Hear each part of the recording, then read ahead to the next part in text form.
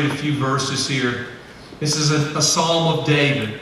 He says, I will extol the Lord at all times. His praise will always be on my lips. My soul will boast in the Lord.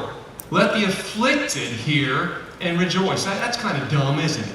Let the afflicted hear and rejoice? That doesn't go together.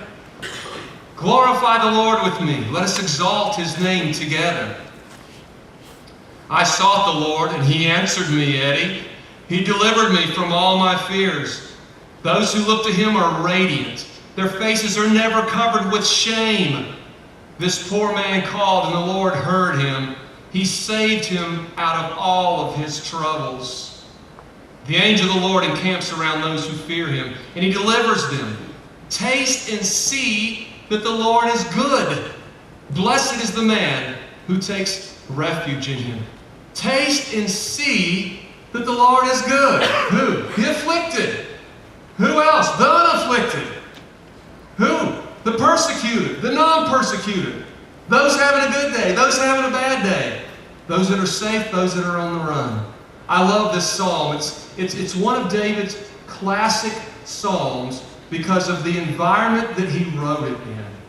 You would think that a psalm like this would be written by a king when he was perched high on his throne, there in the downtown Jerusalem, surrounded by a huge army, the most powerful conquering army on planet Earth at the time, surrounded by gold and jewels and servants. And he looked around at all of his great prosperity, and he said, oh, taste and see that the Lord is good. But guess what? That's not when he wrote those words. He wrote those words when he was on the run from King Saul. He had been running for months. He'd been hiding out. He was hiding in caves. He was hiding in places that wasn't even fit to live in. Him and a band of 600. They were eating things they weren't even supposed to be eating, trying to stay alive.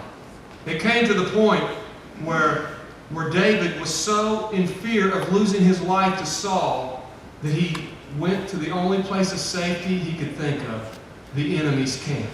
And he went to Gath, to the place of the Philistines, and he thought, well, I can hide out there, but if I try to hide out here, they're going to know who I am. They're going to remember that Goliath ordeal.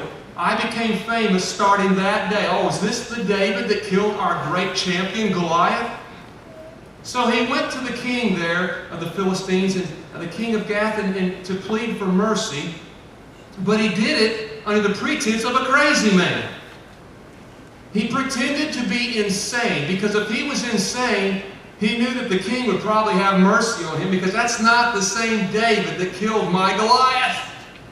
And so he went to the king of the Philistines, and he pleaded for mercy to take refuge there in the camp of the enemy. The king looked at David and said, isn't this the one that we've heard the song? Saul has slain his thousands, but David his tens of thousands. Is this the same David? Because David would sit around by the city gate, and he would drool and slobber all over himself, and he would scratch on the gate, and he would act like a crazy man, because if he didn't, he would be killed. This is a man of God who has seen incredible miracles, has seen God use him in incredible ways, but he's on the lam. He's on the run. And he's a man that's innocently on the run. And he's doing what he's got to do to survive.